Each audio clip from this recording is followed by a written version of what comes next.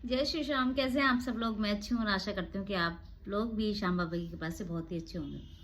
So back to Delhi आ गई हूँ मैं घर। और आपको पता है, चाहे कहीं भी चले जाए, लेकिन जो घर पे आके जो आपको सुकून मिलता है वो आपको कहीं भी नहीं मिलता। चाहे आप 5 स्टार होटल में रुक लो, चाहे कहीं विला में रुक लो, कहीं दुबई रुक लो, कहीं भी रुक लो। तो मैंने कल का व्लॉग नहीं डाला था। आज है मेरा वेट लॉस डे 28। तो आपको पता है, वहाँ पर दुबई में थोड़ा सा नेटवर्क का प्रॉब्लम था और मैं बार बार अपलोड करी थी वीडियो 26 डे का, लेकिन नहीं अपलोड हो रहा था। तो मैं दोबारा से अपलोड करूँगी। तो आज है वेट लॉस का डे 27।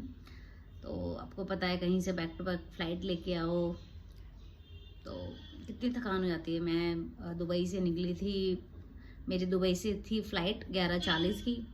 मैं मुंबई आ गई आराम से, लेकिन बेटी के साथ आई थी वापस, तो उसका बैगेज ही मिस हो गया।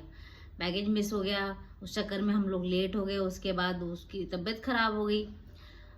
देन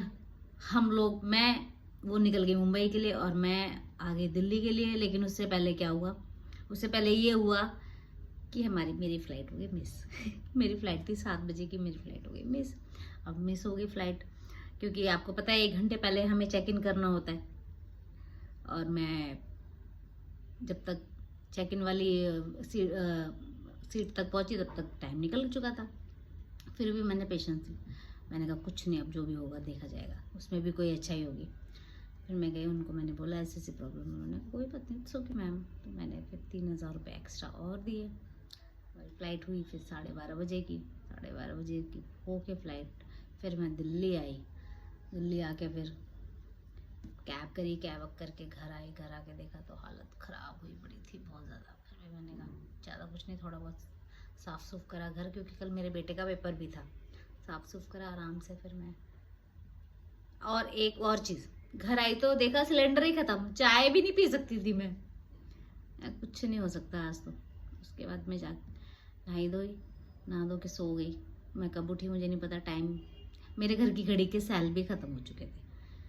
मैंने देखा मैं 5 बज रहे थे। फिर मैं उठी, फिर मन नहीं हुआ मेरा कुछ भी। मैंने कहा क्या ऑर्डर करूं? फिर मैं सो गई। फिर मैं उठी रात को 9:30 बजे। बेटी का फ़ोन आया था, मम्मी पहुंच गए थे ठीक से। मैंने कहा पहुंच गई। मैंने कहा सिलेंडर नहीं, खाना कैसे बनाऊँ? बाहर का खा खा के वैसे ही बहुत बुरा हाल हो रखा है। कोई नहीं। फिर उसके बाद मैंने सिलेंडर वाले को फ़ोन करा। सिलेंडर वाला बोला कि आज तो नहीं आ पाएगा, क्योंकि आज संडे है और बाज़ार भी नहीं है और मेरे पास बाइक भी नहीं है। मैंने कहा ठीक है, कोई नहीं भैया, कल सुबह दे जाना।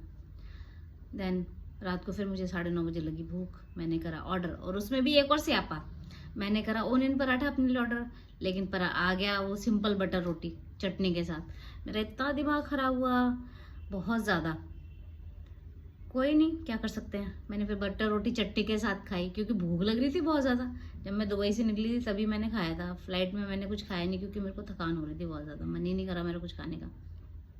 हाँ, इंडिगो की फ़्लाइट में मैंने पनीर टिक्का सैंडविच खाया, चाय पी। तो ये है रूटीन। बाकी मैं 1-2 दिन में रूटीन अपना सेट करती हूँ, फिर डालती हूँ तो डेली व्लॉग। जय श्री राधे राधे।